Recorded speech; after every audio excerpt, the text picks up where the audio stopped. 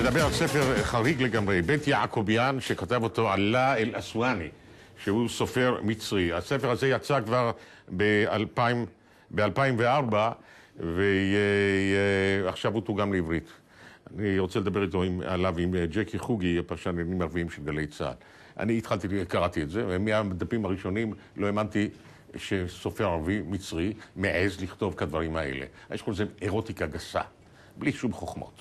הספר מספר על בית בשכונת מועדסין, אני חושב, שכונה של המעמד הבינוני המצרי, אבל לא המעמד הבינוני בלבד גר שם. הבתים בתים לנפול, זה בתים בסגנון צרפתי, ועל הגג של הבית מצטברת דלת האב. והסיפור הוא, הגיבור העיקרי הוא בנו של השוער, שהשוער הוא עצמו נכה, הבן שלו גדל בתנאים איומים, אבל הוא חותר להיות קצין במשטרת מצרים. בוא נעצור אותך, אתה עושה ספוילר לקוראים. כן, בוא נעצור כאן. אז תשמע, התעוזה הזאת לגבי תיאורים מיניים, למשל שציינת, זה לא מה שמפריע למצרים כרגע, או לכל מיני קובעי טון שתוקפים את עלה אל-אסואני על זה שהוא העז לאפשר, או בין אם בשתיקה או בין אם בהסכמה מלאה, את התרגום של הספר שלו לעברית. אבל אכן, מדובר פה ביצירה ספרותית שהיא מאוד נועזת, הייתה נועזת עוד יותר אז כשהיא יצאה לאור לפני 14 שנה. הספר הזה בעיקרו עוסק ביחסים. יחסים בין גברים לנשים, בין אנשי ממשל לבין אזרחים פשוטים, בין הומוסקסואלים לבין סטרייטים, ובין יושבי, כמו שאתה אמרת, יושבי בתים ליושבי גגות, ועוד ועוד ועוד. ומאחר שהיחסים האלה הם כל כך רבויים בשררה ובהשפלה ובסמכות, זה הופך להיות יצרי יותר, וכל זה יצירה יצרית מאוד, ולכן אני מניח שאתה אהבת אותה ולא רק אתה. כן, יש בו, זה ספר מלוכלך במובן של התיאורים שלו. אין בו שום חנינה. הדברים מתוארים כהווייתם. זה לא חשבתי שזה יכול להיות טיפוסי לספרות ערבית בימינו. אין חנינה? שהיא נזהרת, שהיא חששנית. זה לגמרי אירופי במובן מסוים. אין חנינה ואין גם צנזורה. כל המעיים בחוץ, אבל בצורה אסתטית. כן, זה כתוב נפלא. אסתטית מאוד. אבל, תשמע, 30 שפות זה תורגם. משמע, רובן, כמובן, שפות מערביות, המערב מחבק את עלה אל-אסואני כמעט מהרגע הראשון. זה הצעד כמובן שמיד מעורר אצלנו חשד. ההצלחה הזאת, כי אנחנו רוצים לראות את הערבים בערוותם. כן, יש פה... נאמר ככה, נכון? זה נופל לנו על המקומות המאוד אוריינטליסטיים. בדיוק. השאלה מה אומרים במדינות ערב?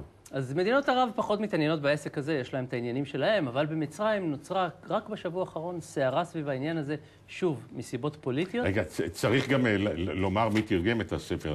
ברוריה הורוביץ, שמה שלה מתרגמת, זה לא הספר הראשון שלה שמתרגם. תרגמה יפה, נכון. היא תרגמה רומן מצרי קודם, עזאזל של סופר מצרי אחר, גם מוצלח מאוד. וההוצאה היא, גם לה צריך לתת אשראי, זו הוצאת טובי. בוא נראה קטע ממה שאומרים, לפני שאתה ממשיך, מה אומרים בטלוויזיה המצרית, ויכוח על הספר הזה. رواية عمارة يعقوبيان بتاعت علاء الأسواني اترجمت للعبرية. باع حق الترجمة والنشر لوكالة أمريكانية اسمها 2B بريس. والمعروف إن الرواية ما فيهاش مثلا دعاية لمصر ولا سمعة مصر الحلوة، ده كلها سواد عن مصر. فساد وشذوذ جنسي ولواط جنسي ودعارة وقذارة وفساد برلماني وكذا، كل ده في الايه؟ في الرواية.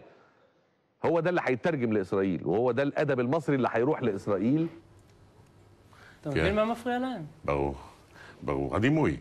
אבל גם לנו מפריע שמדמים את ישראל, מעניקים לישראל דימוי לא טוב, נכון? כן, כאן הם מתייחסים לזה כאל טקסט תיעודי, בשעה שזה רומן בלבד.